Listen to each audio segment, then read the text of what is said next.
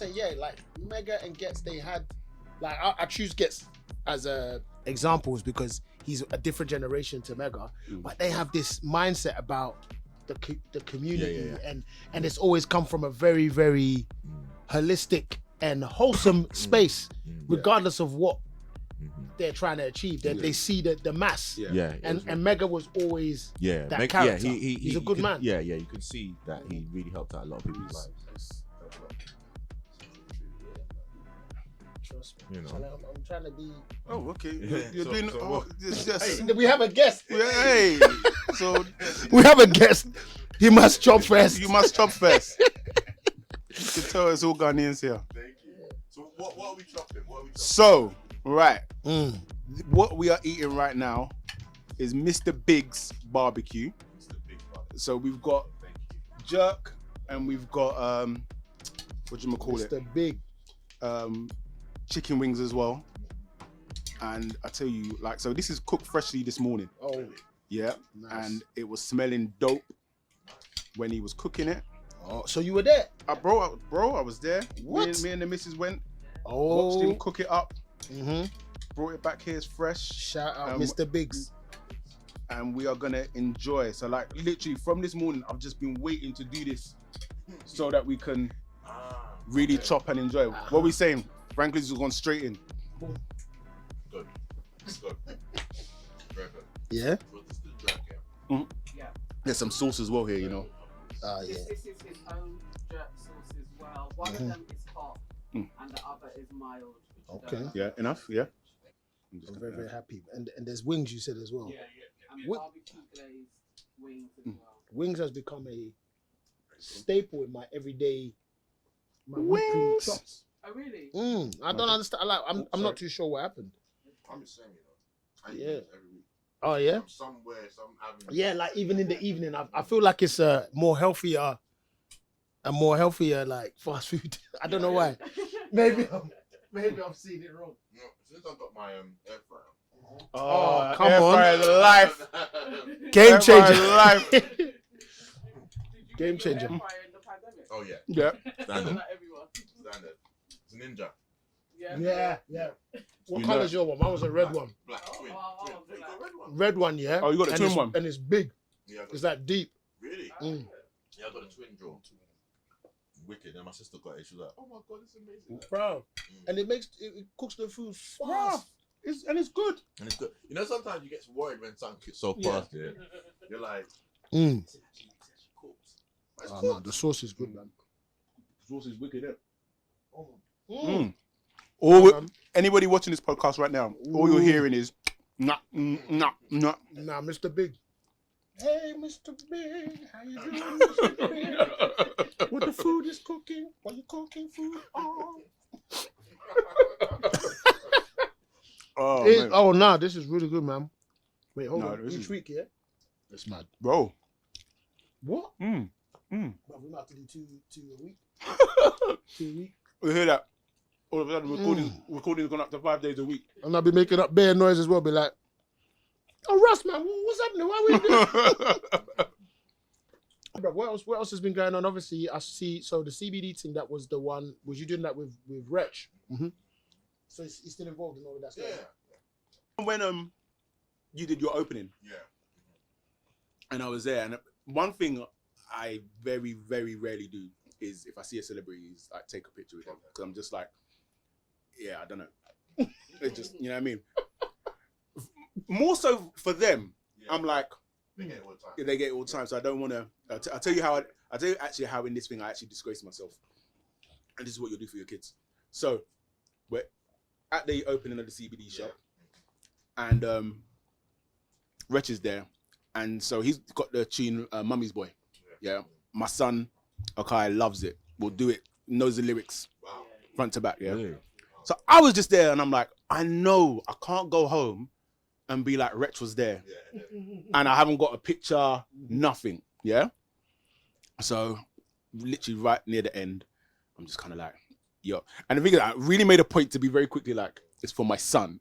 Like, but he was, you know them people that are just like, you know what I mean? So he took the picture, blah, blah, blah, cool, everything, yeah. I was like, actually, you know what? That wasn't even that bad. Like, I don't know why he was so relaxed and cool about it. This, like, cool.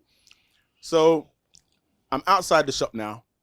Stormzy's there, right? Yeah. Stormzy's another favorite. Okay, obviously. So now I'm just feeling, I should blame this on Wretch. Yeah. So now I'm feeling bold, innit? Yeah.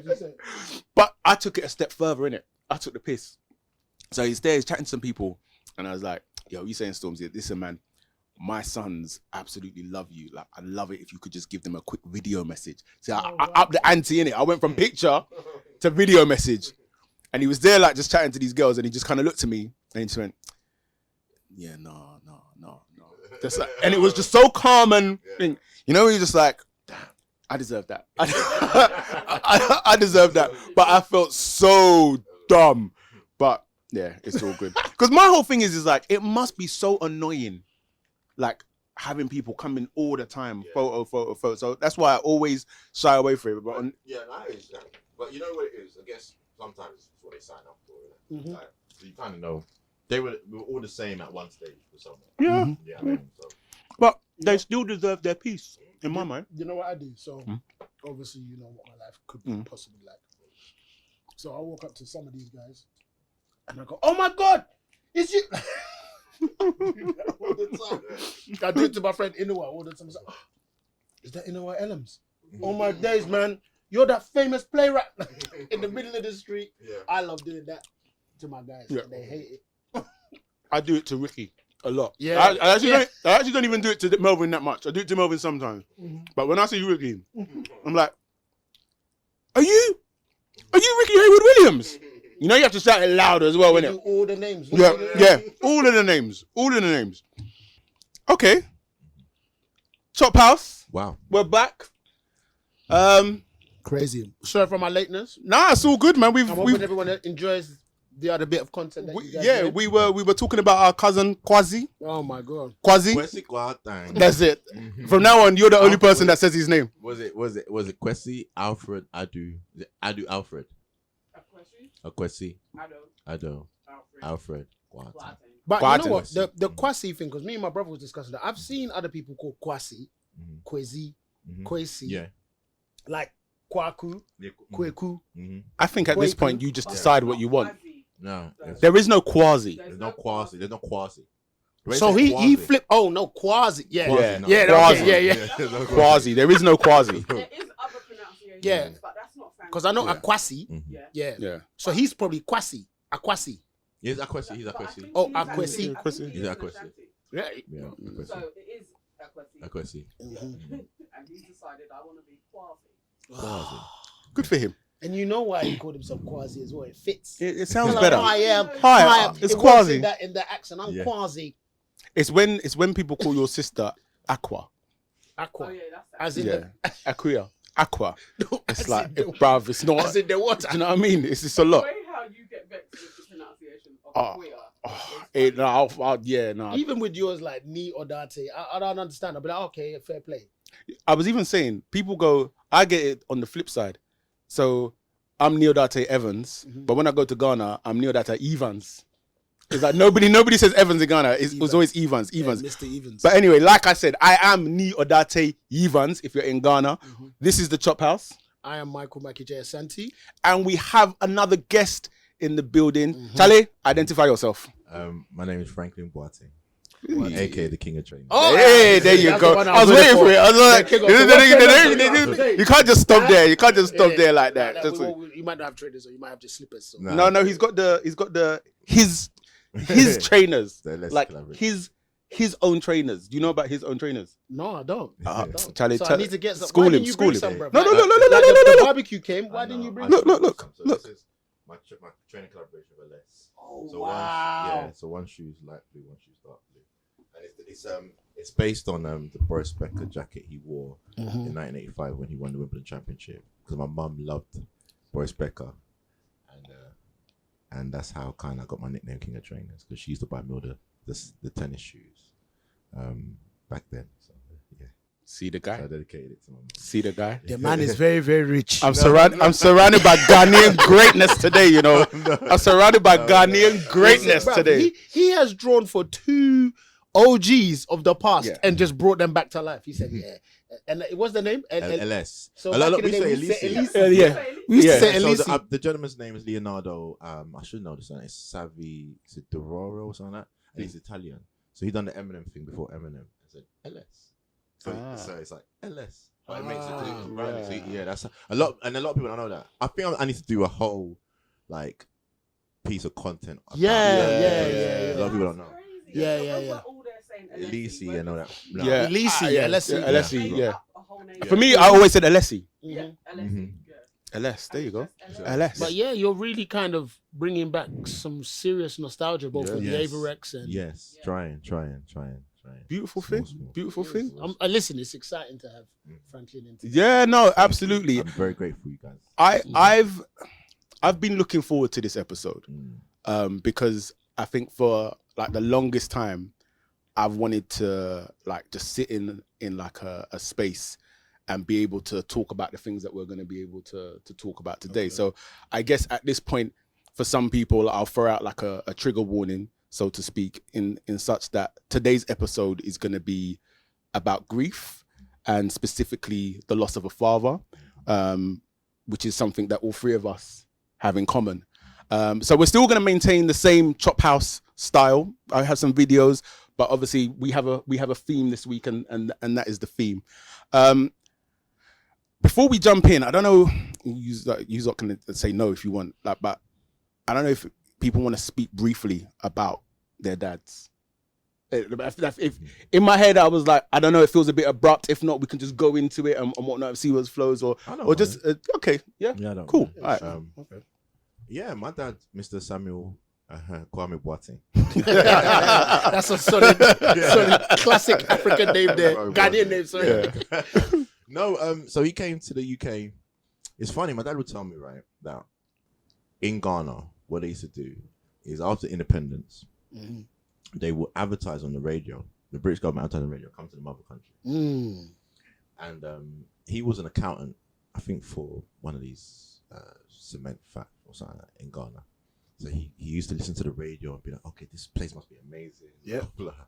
Then he saved enough money. And back then, you can get a return flight, right? But what you can do with the ticket is save the return part and send it to someone to come back. Yeah. So one ticket can come. Yeah, back then. Yeah. So yeah, he came in the 60s, and then he waited, and then he managed to get my mum over a couple years after. We're not even about a year after, and the ticket was still valid. Like, it was mad. It was different back then. It was so different back then. Different. It was so different. And he came to the UK, and he couldn't get a job. Yeah. So imagine they advertised us to come here, get a job, and he said he ended up working in the Coca-Cola factory in Edmonton. Coca-Cola The factory. Coca-Cola factory in Edmonton. Yeah. Is that the one beneath the 0406? Yeah. Coca-Cola factory. Oh in yeah, Edmonton. yeah, that exact one. So that was the first place. So that's been there that long. It's been there that long. Yeah, it's been there that long. Yeah. That's the first place he started working, and he told me a story once, and he said that working there was one of the best things that happened to him, because imagine you're like in an office thing, and then now you're working, but because of his intellect, he was very, working as kind, you have to learn to speak and stuff. So what they did, they made him the supervisor of all the black people. It was segregated back then. They made him the supervisor of all the black people, and then they made an Asian guy the supervisor of all the Asian people. And this is so This isn't even that long ago. No, 60s. Well, late 60s. So basically, the powers that be, I'm not gonna say the powers that be, would then every Friday give them their money, right? And give them a check, whatever it may be. Well, it was a check, pay slips, whatever it is. Pay slips. So they'll give my dad all the pay slips for the black people, to give this Asian all the pay slips for the Asian people that work in the factory. Then the guys will come up. My dad will say, "Hey, come and get your speak." They will come up. The black people will get their pay slips and be like, "Oh, this is amazing." And then they'll go and buy their local bread, their drink, whatever. Whatever. Soup. But then the Asian guy all the Asian guys will come and get their pay slips, and then they would give back their payslips to the supervisor. So this happened for like a couple of weeks. I started getting frustrated, and he said to the Asian guy, he said, "My friend, are you stealing their money? Like, why are you taking the payslips back?" And the guy said, "No, calm down. We are all saving to buy a house, so that everyone owns a house, and then after we can spend the money." And that's my dad said that's one of his greatest lessons. He said, I said a few weeks after he went and got a house in Tottenham, like, he got a house in Crouch End first, and then he went and bought a house in Tottenham. Love it. And I always remember that story because it's kind of that embedded in me. Yes. Like this whole fact of sticking together, unity, and things like that. Yeah. And that's a very, very, from what I know in both Eastern and Southern Asian communities, that is a common thing that they do with shops, they do with properties. Indeed. The idea of someone, even, someone will collective. Like even they'll send someone over from the family to come and work in the place, and they're coming in place to, I guess, number one, check on the investment everyone's made, but then to support the investment, to then know that, okay, we're going to be the next people to do the next one, all from this collective money. For us, what is it? What do we call it? Partner. It's a partner attitude. Yeah. But it's deep. It's really deep. I mean, that's why back then you never used to see black people on post offices. Because we never taught. Yeah, we never taught. I've got a whole story about that, but I'm not going to say it now because that's a bit more. There's an Asian guy told me what he used to do, how he made his money through post office, and why a lot of Asian people made money through post office. I'm not going to say it now. We'll talk offline about that. For sure. Yeah, you know what? It's funny because I guess in part you gave us a slight origin story, so I wanted to kind of see if I could try and show the similarities. I think my dad came in a later time, and I'm the dates have all kind of gone from me, but more than anything else, I do remember the conversation we had about him first coming, and the idea of when he landed, he said the guy was probably saying to me like, "Oh, how was your flight and everything?" And he said I couldn't understand the word he was saying. So the classic face that when we see a fresh Ghanaian, that's why So that's what I imagine with my dad. But he had come with the same notion, but it was connected with the NHS. So I think that wave, your dad, it was more about the rebuilding the country, so to speak. Correct, And with my dad, it was more the NHS, which obviously a lot of African people were connected with, and because I think the Windrush was before. That was like 40s. Yeah. That was just after the war. Mm-hmm. Just after So the war. rebuilding, and then Was your dad like the late 70s? yeah, it must have been exactly that next wave.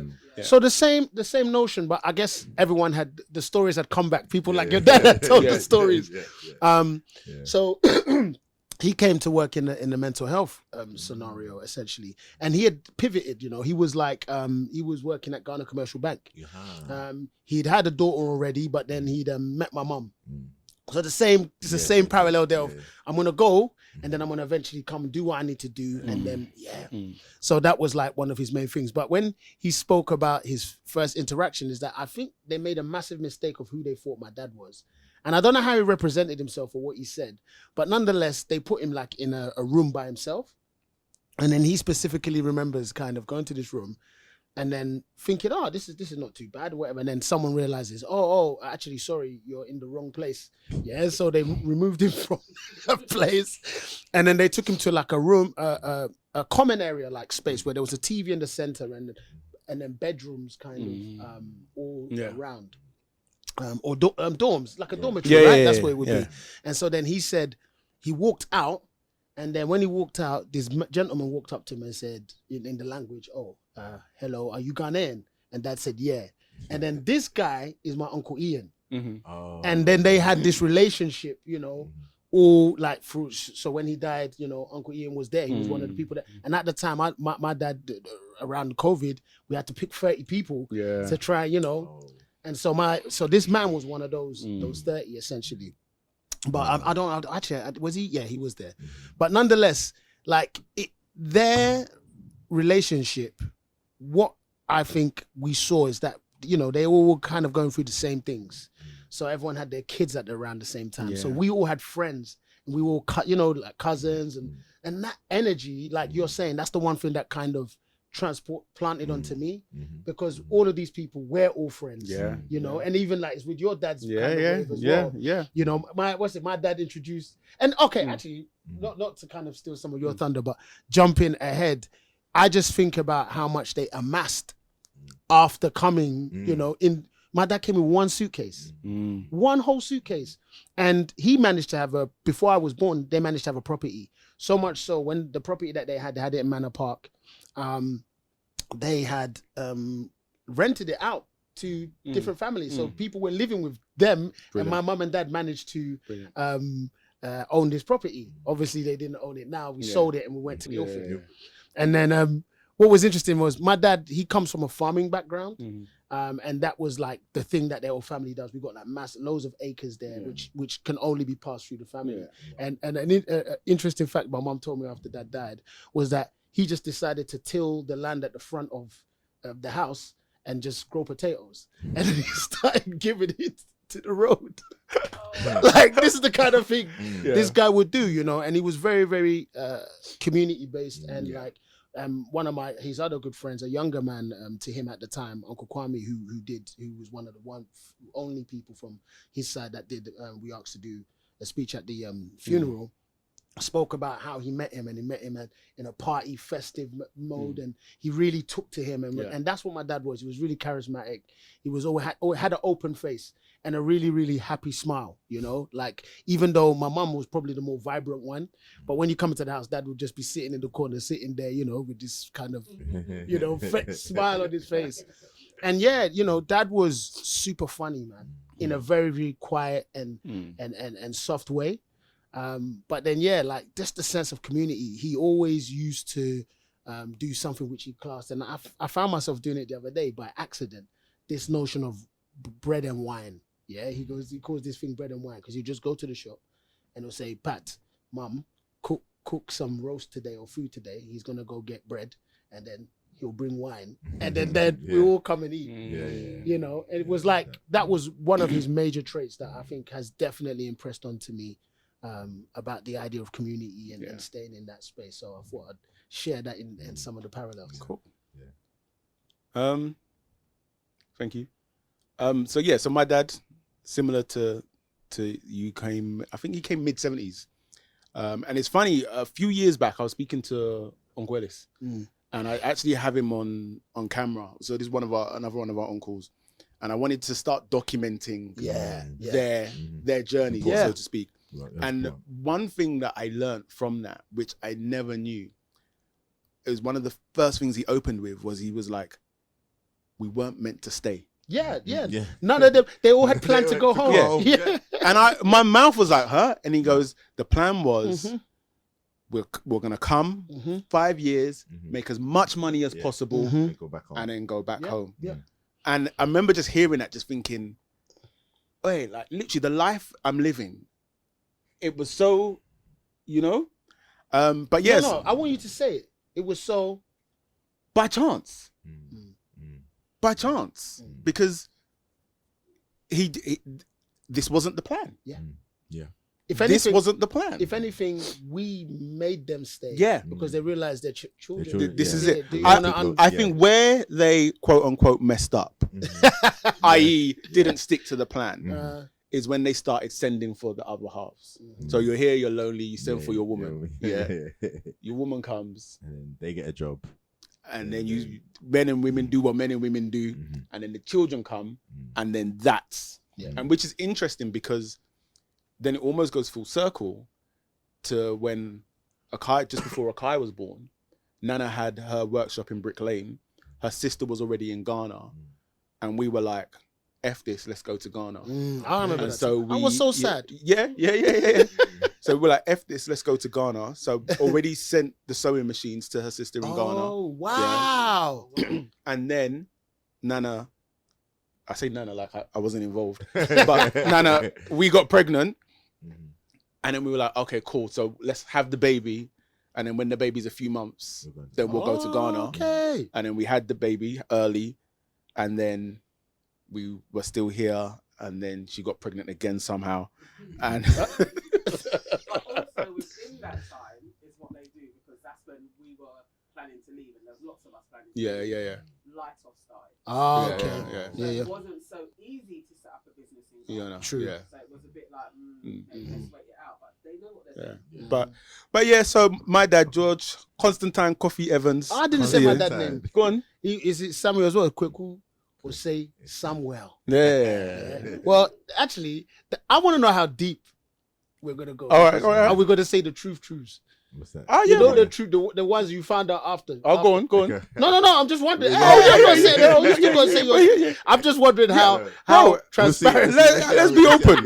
Yeah. But yeah, Samuel Kweku or say Samuel Asante. Yeah, Cool. So And George Constantine Coffee Evans. So, you know, I would like to dedicate this episode to them as well. Because as we have established, if not for them, we would not be here. Wow. But yeah, man. here we are. So I'm going to jump into this first video. And yeah, so this first video is actually Dwayne The Rock Johnson Okay. at his father's funeral. Oh wow. Yeah. When did he lose his dad? His was similar time to you, so it was Okay. around COVID. Okay. Yeah, so this is him talking at his father's funeral.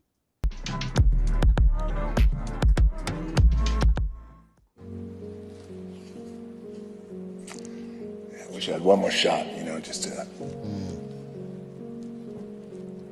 say goodbye, say I love you, say thank you, respect you, but, you know, I have a feeling he's watching, he's listening.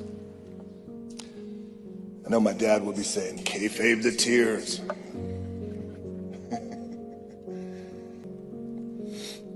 You know, you try and you think about, well, what am I going to write? And this is, you know, you don't know what to write for a eulogy. It's your dad. You don't expect it.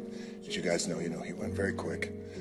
I was on my way to work the other day on January 15th, and I was just pulling into work. And we were shooting that day, and it was the very first day of production. And then I get a call from my wife, Lauren, who said, you know, hey, I just spoke to Cora. It seems like something's going on with your dad. And Lauren was with our, she was with our babies. She was with my mom, and she said, you know, I really can't talk. She goes, I think you should call Cora, though. So of course I called Cora.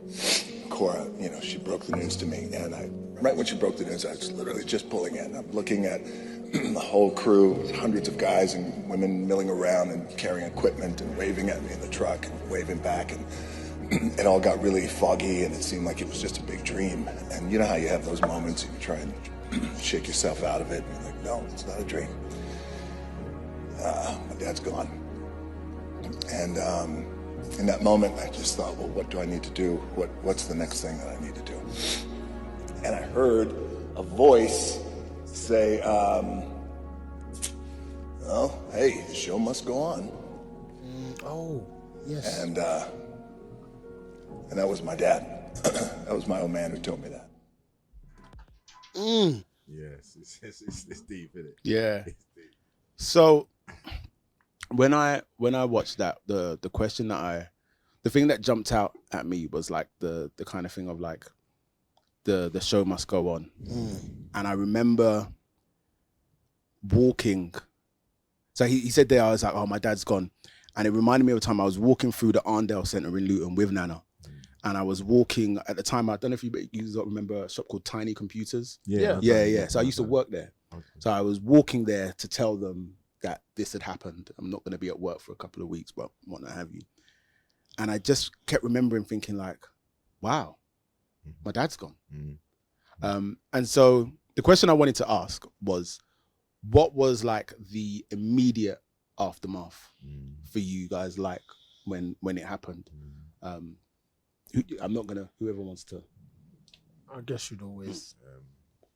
Yeah, so I have to give you a bit of the Yeah. So my dad had he had a number of things. Like during lockdown, I apologize. No. It's crazy. During lockdown, him and my mum, they stayed indoors. I'd done all the shopping for them every week. They didn't literally leave the house. I looked after them the whole lockdown. Them, you know, so I do their shopping, and then during lockdown, my dad he had diabetes, he had a weak heart, he had dementia, And dementia was when, dementia was the one. But then, you know, things were getting pretty bad at home. My mum, like, he'll get the carers come in, etc. Then he'll go. Now then, my mum would try to take care of him, and then my mum couldn't lift him at night and stuff. So we started to look for it at home. We found a nice home in Tottenham, and they started looking after him. And I remember the week. It was like, I think it was like a Monday, and they phoned my mum, and I'll go visit him every day. That's why, you know, we're through, and this was during just the tail end of COVID, which was the tail end, and so it was last September, so not September, September before that. It was the tail end of the whole COVID thing. So, like that week, like I'm like, okay, I'm gonna go see him, and then that Monday, I think I had to do something, I couldn't go. So then the Tuesday, they phoned my mum and said, no, he's not eating his food. He's not responsible to eating his food.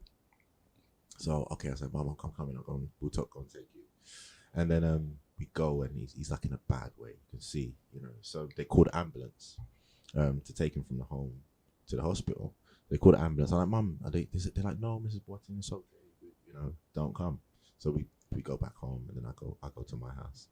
And then I remember like the Wednesday, so that Tuesday, like the Wednesday. You know, like at that time, no one could come to the hospital, right? And I think the Wednesday, my sister and my was that the Wednesday or the Thursday? I think it was one of those days. My sister and my mum went, and they were like, oh, you can my mum said, you can go see him. Yeah. So we went to see him, and then he was in like the bed and stuff. I didn't see him at the time, and then my sister calls me and they said, Kujo, that's my guardian name, Kujo. You can come and see Daddy now. I think I was doing, you know, I'm always doing some sort of content or something. Yeah. And it was getting late. It was nearly 8 o'clock. And I was like, you know what? I might go and see him tomorrow, you know, because I'm thinking he's gonna be okay. Do you get what I mean? You know, you think, that's my dad. He's ill now, but he's always pulled through. You know. Yeah. And then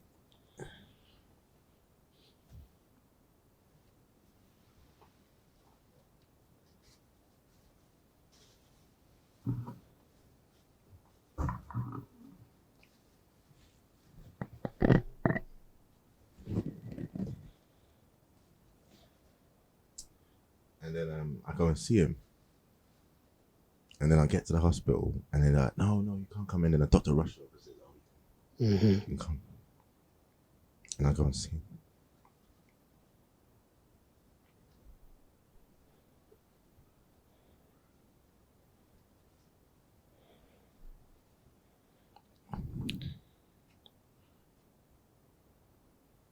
And then when I saw him, I knew he wasn't gonna die.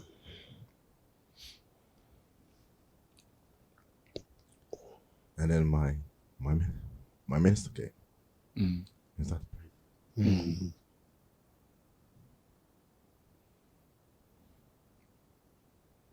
And then the next morning, I think I was dropping someone to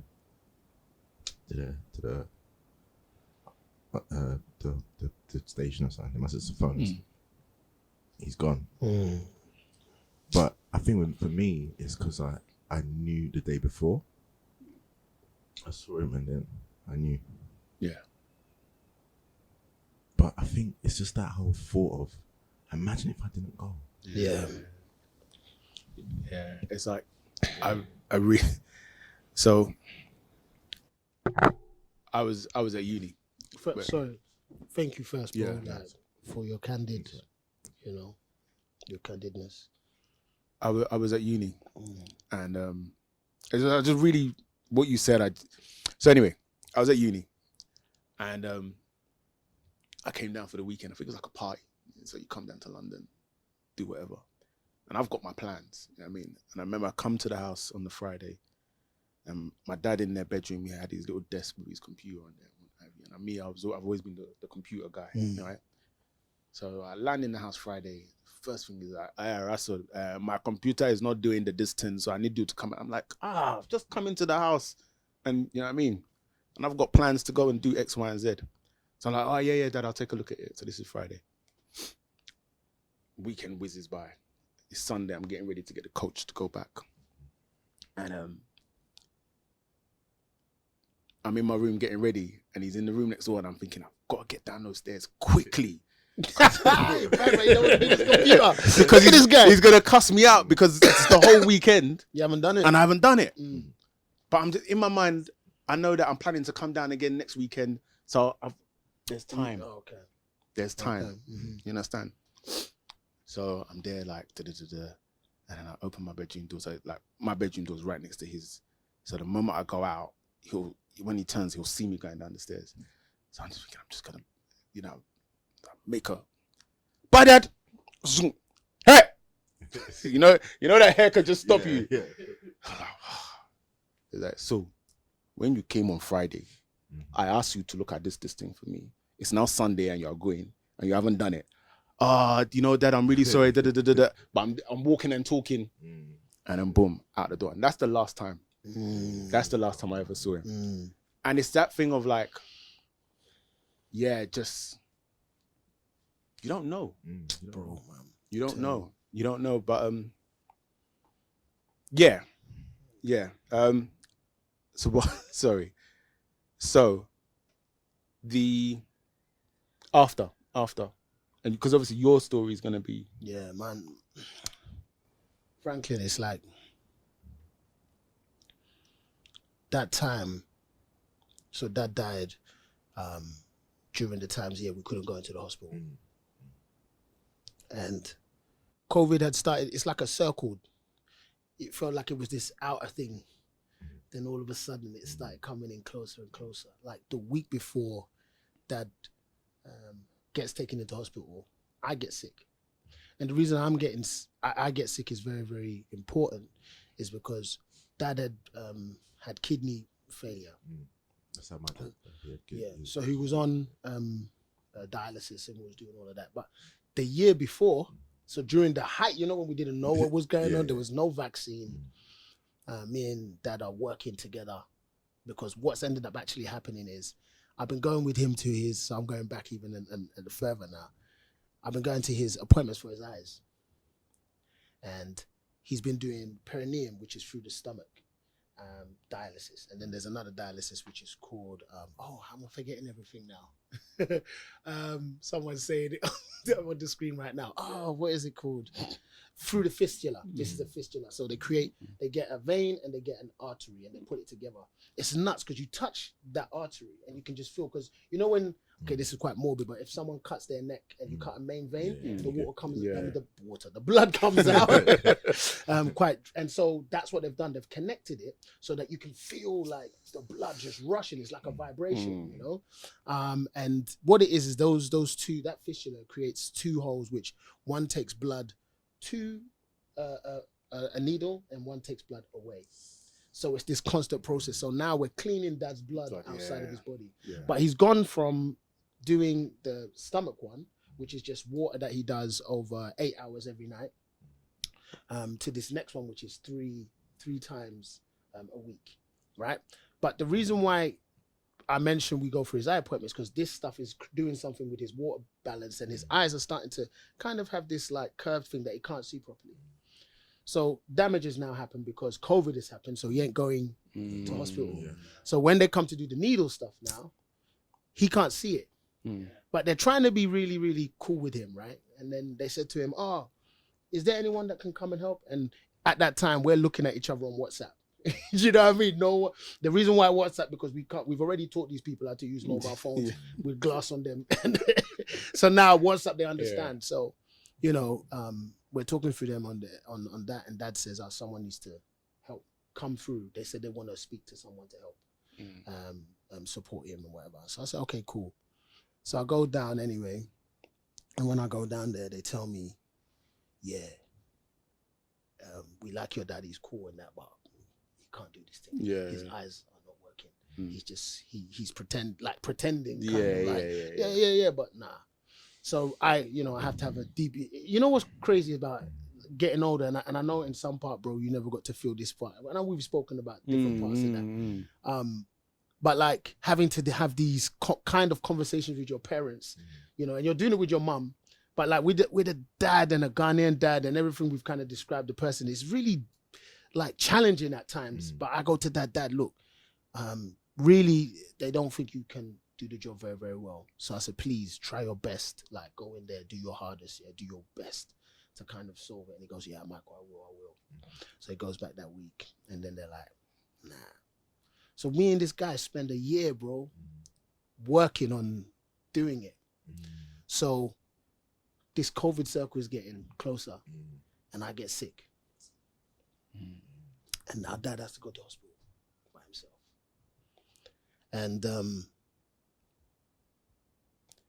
that's when he goes to hospital, when he comes back, and I haven't been doing this thing for him with now for a week or whatever. The level of responsibility of that, because now that's when he gets sick. That week he gets sick, whether he's caught something in the hospital, whether he's caught something on the train, whether he's caught something on the way, whether he's got it from me, we don't know. You know? And nonetheless, Dad just has a really fast decline. And the knowledge I have, I've learned so much now, like of him, his body, these machines. I take his bloods, I give his medicine, I do the procedure for him. But Dad has slowed, like, it was crazy because the perineum one, the stomach one, Dad was full of weight. But then when they do the fistula one, it just, you know, he's now slim and now he's really, really slow. And all of a sudden, like, this guy taught me. He was teaching. He first taught me. I've got videos of him teaching me because I said, Dad, I want to get this right. Yeah. So Dad was saying, Michael, you do this. Michael, you do that. Michael, you do this. Okay, cool. And I learned it perfectly. And then I come to the house on the day because now I have to wake up early to come and do it for him. So we got enough time for the day. Then I can go back to work and do everything I need to do. And we're doing it 3 times a week. And yeah, like, he just doesn't know how to do certain things again. He's forgotten them. He doesn't, you know, whatever it is. I'm just watching this decline. Then, yeah, it got to a point after that, when as I said, now he gets sick, and it starts getting really, really challenging. I stop myself from doing everything. I cancel everything, and luckily enough, I've got that. And me and Dad, we laughed about that. I said to Dad, look, he used to get so frustrated about me because I got my own businesses and I do my own stuff. He's like, Michael, I'm taking you away from this stuff and da-da-da-da. And I said, Dad, look, if you didn't allow me to quit university like I did and just give me the space to do where I'm at, out of the 3 of us, and it's nothing against my siblings, but I can just make that choice because of those choices you made. And he's like, okay, it feels a bit better. You know what I mean? And bro, the reason why I say all of that is because that last feeling and frankly, man, at that time, you know, I'm so happy to hear that you got to, you know, because my brother and my sister got that. My brother and my mum got that opportunity. And the reason why is on the day, you know, I'm sitting in the house. I just said, I'll never come and see Mum. But Dad's been in hospital now 2 weeks. No one can see him. And the way that they've done the system, and people who are listening will know the process. Bro, there's like a person between you and the doctors. And that's the COVID liaison team. And the thing is, if they call you in 48 hours, everything's cool. They're just giving you 2-day updates. If they call you in 24 hours, if they call you in any other time than that 48, something's wrong. So I come to see my mum and I'm chilling. We're talking. A gift came actually for my sister. We didn't know it was a gift, but a gift came. And it was from him. It was Dad's gift that he'd purchased some time back. And was giving it to her for her birthday. This day, or Christmas, one of the two, I can't remember. So it's come that day and I'm sitting there. My phone rings. Hello. Obviously it's outside of the 48. So I'm worried. And they go to me now. He's fine, everything's good. He's well.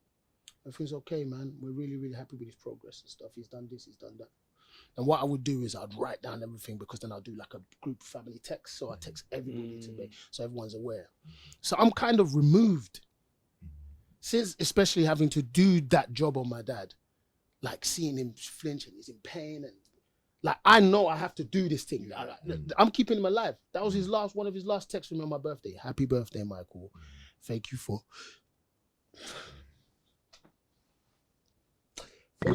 everything you're doing to keep me alive. So I mention all of that. I mention all of that for a reason. Because they call me back 12, 15 minutes later and they say, yeah, everything's failing. We don't understand. So that day, I give the information as normal. Yeah? I give the information as normal. And we're just following the protocols, waiting. Then eventually they say, you can come in so you know what time it is. What time can you make it?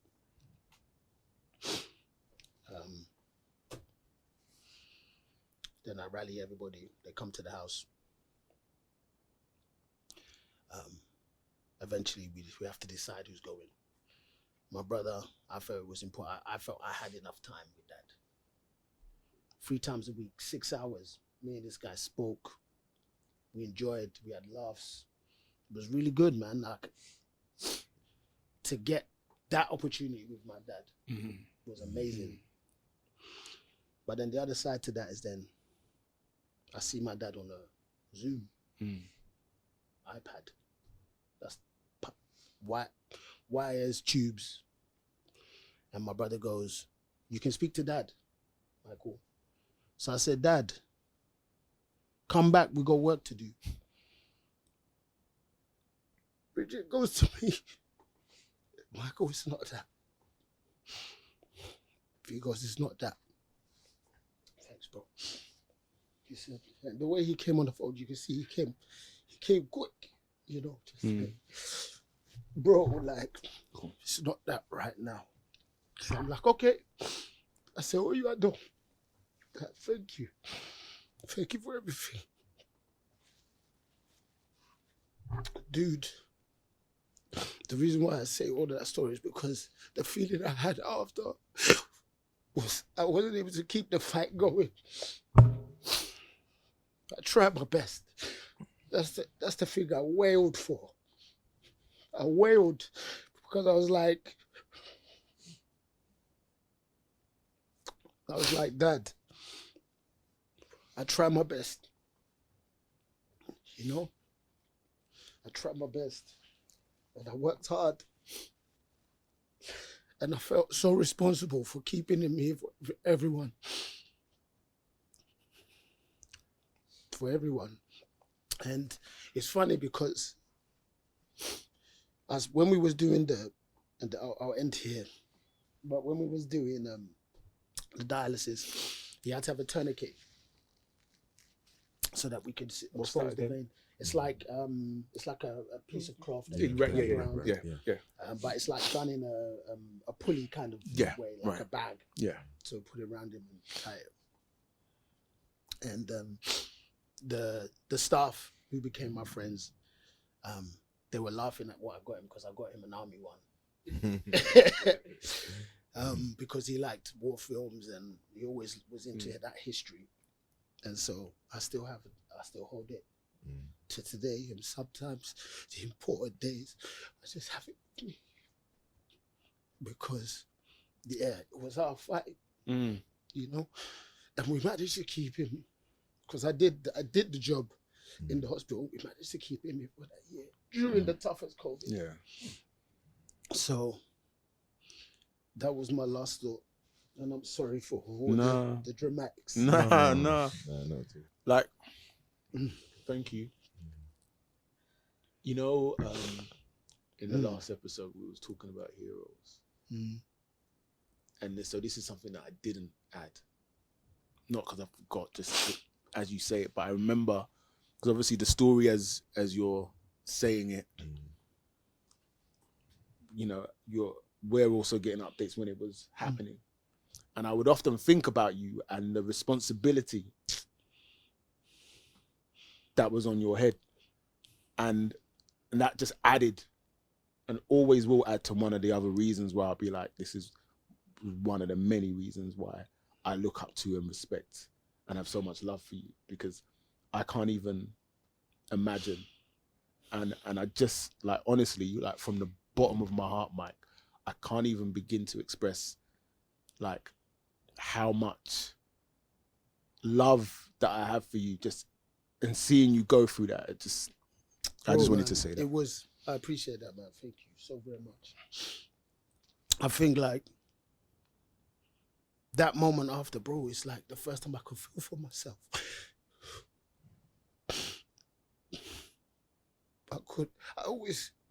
The emotion is that I go back to it. Vivid. HD, bruv. I didn't feel nothing before because I had something to do. You had a task. And then that moment, it's just like, I said, I excelled. I'm glad you feel like that, though. Oh, bruv, man, it was a lot. It was a lot, and I couldn't talk about it. I couldn't say nothing to no one because everyone's depending on me. Yeah. Everyone's looking at me. Michael will handle it. That's what he thought. When he said it, he said, don't worry, my son will come. He will learn the thing. He's fine. He's a professor. It's true. Yeah. That's what he said. He's a professor. Don't worry. Don't worry. And they were impressed. You know, when we went home, they were like, yeah. You know, they saw us go and they let us go off. They said, we know these guys are fine. And they always used to talk about how they loved our relationship. They said, because Dad usually come there, as I say, quiet and he's not saying nothing. And then all of a sudden they see he has a character, he has an energy. I think that's, like, both of you can speak to that. Like, one of the things I'm always, and I know we spoke about it before, is like, I just think about, so there's obviously the grief of losing your dad. But one of the things that always sits with me a lot is the grief of all of the other things that I've lost that never happened. So getting to experience my dad with me as an adult. And yeah, look, I guess I'm asking, what was that like? What was like? Did you like notice big dynamic changes? Was there like what I will say, there was one moment when my dad was taking me to uni. So I was about 18. And we were talking in the car, and we was talking about men and women and whatnot have you. And he spoke very candidly.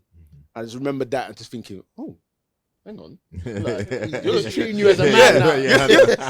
You've never spoken to me like this before. Sort of thing. And I think that's probably like the one moment that I have where I'm like, oh, my dad sees me differently. He's like, you're ready for a particular type of conversation. So yeah, I guess I'm asking, like, what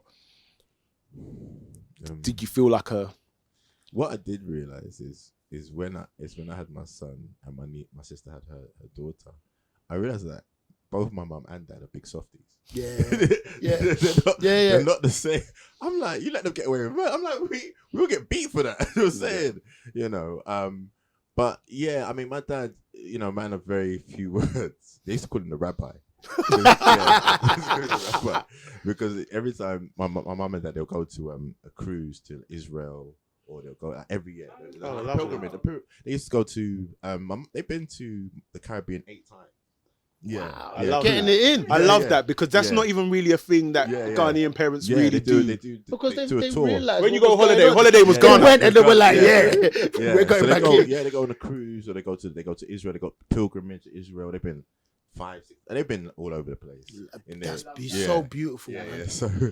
So he, every time my dad comes, he always wears his rabbi. His rabbi hat, you know. And but no, I mean, in his as I grew up, I mean, he'll just try to tell me not to hit my son or something. And I mean, I don't hit my son. I don't get cancelled.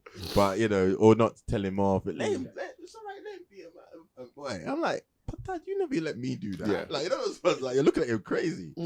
But nah, I mean, you know, there's a lot of things I can say, but I just know it's funny because all this strong Ghanaian or strong African man thing, and you have to put your foot down and stuff. When they get hot, it just goes. Yeah. It goes. It's like everything diminishes. Yeah, They the start children- laughing. Mhm. I know They start They laughing. start laughing. Yeah. My dad laughed. He used to my dad used to laugh a lot, but he was very serious. But everyone knows my dad's everyone's dad. Like everyone who, if their car's broken down, he'll properly, like, my friends will have their car, and they'll be like, "Oh, is your dad? Are you?" The person will phone me, and they'll be like, "Oh, Frank, are you home?" It's me, nah. Oh, is your dad home? Like, yeah.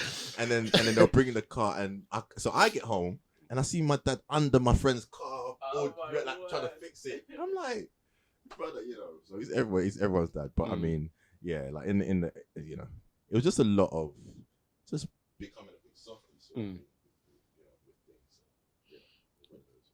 Yeah, I think in part, I'll probably give 2 moments. Is that the words like love will start coming out of his mouth. Yeah.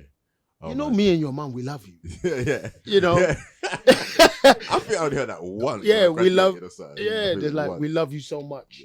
That started coming, and then also, like, you guys are my friends. That's what it became. You say, nah, and I'll come to the house. Just I'll sit down. Dad would say, "You want a bud?" Yeah. So every time I go to the grave, we're doing something specific. I would say, I'll take a bud. Because essentially, it's like that's the thing that we would do. My dad, when his dad offering me alcohol, Well, I'm sorry to cut you. My dad was offering me alcohol from young. Oh, really? Yeah, from mad young. Like, maybe a bit too young for me. But then, I don't know if it was a psychological thing. So when all my friends were drinking, I'm like, it wasn't a thing. Yeah. Yeah, and I never. You guys see. I've never really known you as a drinker. Yeah, at exactly. all. Yeah, you're always vibing, Yeah, but yeah. But never, I would be drinking, man. Nah, I don't think by I've the seen time, by the time I got to the point where I was allowed to drink as much as I want, I didn't really have to. Yeah. Because I was drinking from young. Like, so, and it wasn't obviously not. You Yeah. could have like a little bit of a beer. Yeah. Well, just a little bit of wine or something. Yeah. you know? Yeah. You take the surprise element out of it, like the wonder out of it. Yeah. And it it was a thing in our household in the sense that mom and dad drank. But you're right. It wasn't a notion of, because we not early, but like baby sham, you have like a the baby sham. Yeah, then when we got old enough, yeah. then it was like Lambrini or Lambrusco or whatever it was. But like the other thing I was gonna add with dad is that there still was, you still had a sense of being his son, even though like we were friends and all of that. But the thing that would happen, I remember I made this little joke, so I got him to do this recording, and I don't know if I spoke to you about the recording that I did for Black, White, Grey. So he's in the show, right?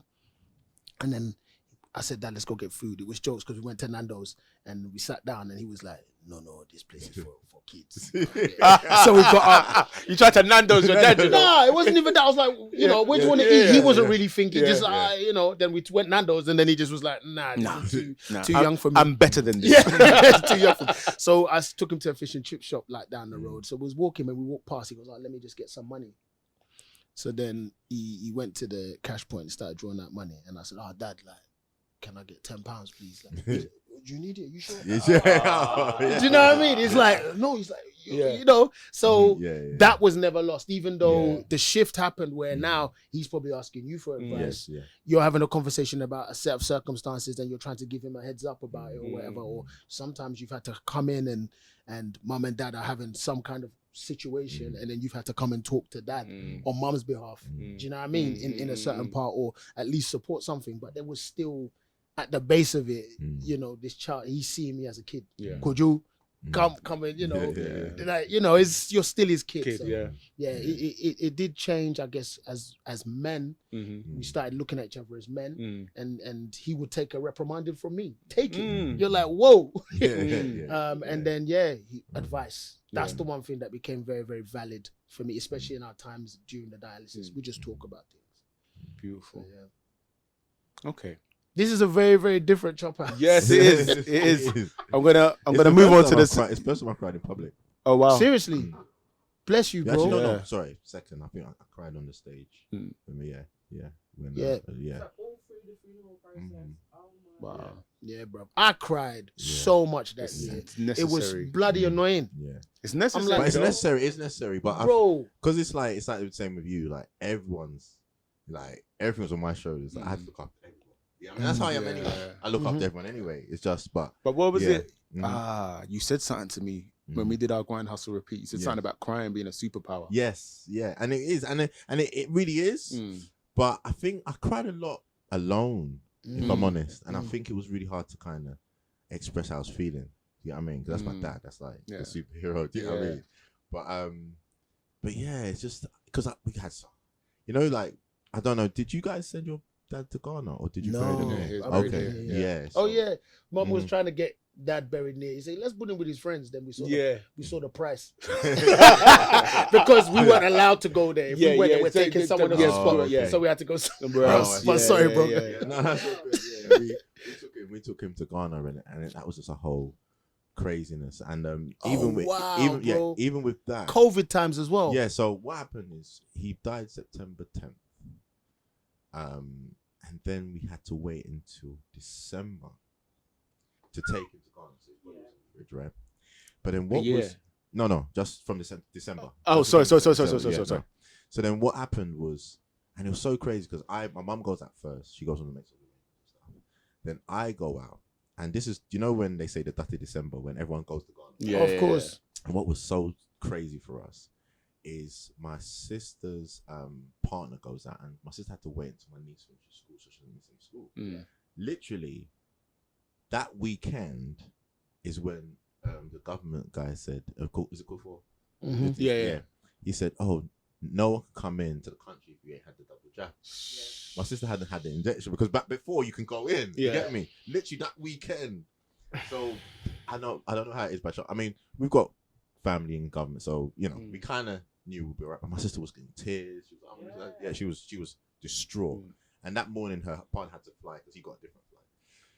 So literally, she was in the air when they passed that. Oh wow! Yeah, she was in the air like that week. It was like that week. It was like that weekend. Like so, for example, her partner went out, I think it was like the Friday, and it was going to be passed on Sunday, something. So she was in the air getting a connecting flight while the law was in force. But when she landed, like my auntie, Auntie Asso, big Auntie Asso, she's like culture secretary, Like, okay, that was. Yeah, they just pulled them from Yeah.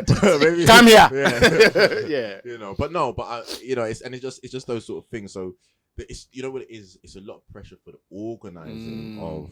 I can't even imagine. Going sending the boy to Ghana, and now we're going. So we buried him December 18th, 20. Yeah, you're gonna do the 1 year.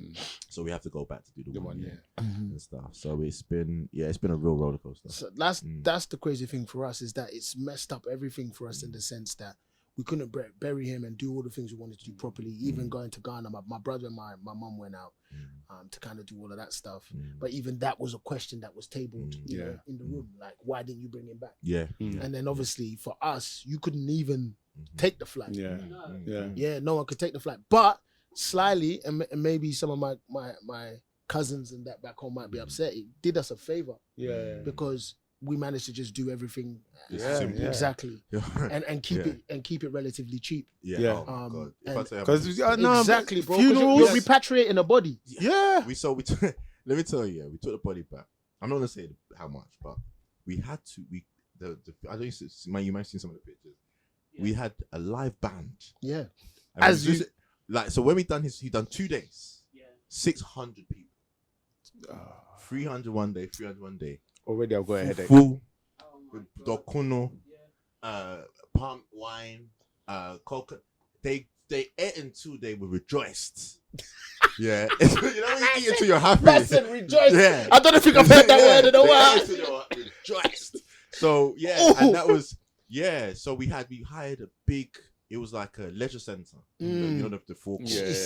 Yeah. Full band singing Whiskey or my people like the band was wicked. Of course. But it's like now I'm just worried because now I'm thinking, are we gonna do the same thing? Nah. Yeah. Keep it low. 1 year you can scale it. You can scale it. Yeah. But it's just my mum. She knows. You know what was sad with ours because the band is. You said the band remind me because I was chatting to the composers at the time. Yeah. About the notion. Steven's my cousin. Oh yeah. The drummer Steven. Yeah. So I was chatting to the composers at the time to do my dad's 70th because we were just April, Remember, we'd all booked our tickets, bro, to go. Yeah. I mean, Richard's kids, Yeah. like everyone was going, bruv, and it was like, oh my god, we booked like the Airbnb that we wanted to stay at because there was so many of us that we'd split. You know, some people would stay in the house and we'll stay over here.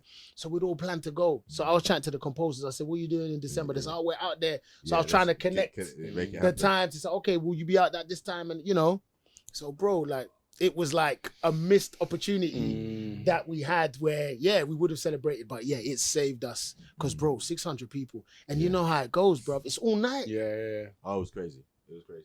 We done 7. We done about 4. Is it 3 or 4 7? We done Friday, Saturday, Sunday, about 3. But then we had the church, the Thanksgiving. See, Ghana church is not even a joke. It's not a joke. 4 hours. 4 hours. 4 hours. Oh man, Bless you, man. 4 hours. Yeah. Bless you, because bro. And then That, they took his body because we're from Kwawu. yeah, Yeah, Kwawu or Boateng. that's your cousin. yeah, we're probably Cool. So, do you Because know, my dad is in Bipong. oh, is it? Yeah. Okay, so so do you know Ebenezer Saka? Saka, they got in Kwawu, they got like a Saka.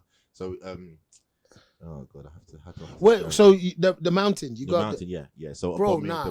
we're now there. we're This is why I love we're Guardians. family. This is why I love Guardians. Yeah, We're definitely. yeah. You know, we have to do some Yeah, investigation. we'll do. Yeah, I think Whoa. the best thing is send me your dad's picture and thing. And my mum knows everyone. Like my mum, and then my mum will do be that. able to tell. Nah, Yeah. Quill, that's too much. Yeah, Because yeah. Quill's so specific. It's- Because it's the fact that Yeah. where it's between, it's like not Kumasi, just Nah, before yeah, Kumasi. Yeah, before, yeah. But cool. then it's quite a powerful nation because Yeah. they've been having their own festivals as well. Yeah, They're yeah, like the Rock big- City. All the yeah. Rock City guys, yeah. So they got, and then there's a lot that have travelled who have done very, very well. Yeah, yeah. You know, on our side. Yeah. And look, see, there's another one. Bro. Okay. So did your parents come to Qual Mine Association? Yes. Oh, then my mum was the chair lady. Elena Boateng. Oh my God. Yeah. My dad was he had to do the chair for a bit. Oh, what's your dad's name? Kweku. Let me get a phone. Bring the Where's my phone? Nah, bro. Nah, Kwame Manderson, bruv. I've been to the parties and everything. Yeah, I was there. What? We must have Nah, mixed true. and your mum was the Yeah, my, Elena Boateng. Nah. I listen, my family definitely, and my mum was still going. For a minute. Ghanaians. You know, right now, I'm telling you, there's a photo of you guys at this party. So one corner there's Mikey, and one corner there's Franklin. You don't even know. 100%. Hilarious.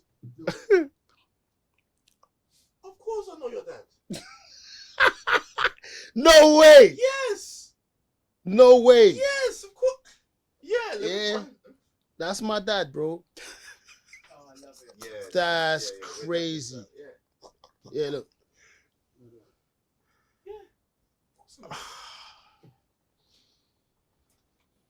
Look at the world, bro. I didn't know. Wow. Kwame That is Association, hilarious. bruv.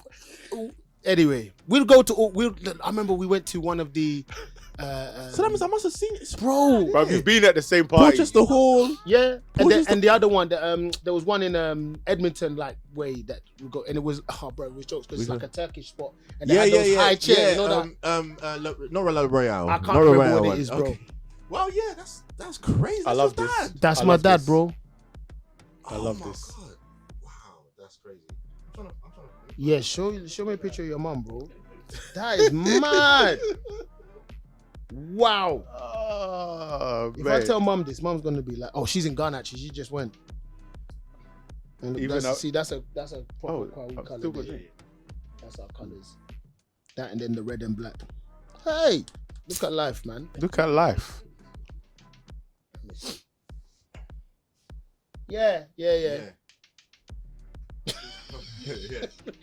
Nah, life is mad. All right, we'll do this thing after. Sorry, Russell, man. Do your thing, my bro. I'm keeping all of that in. Yeah. That was beautiful. That was beautiful. That was beautiful. Wow. Oh my goodness, I'm so sorry. That's your dad. Yeah, bro. Look at that. That's my dad.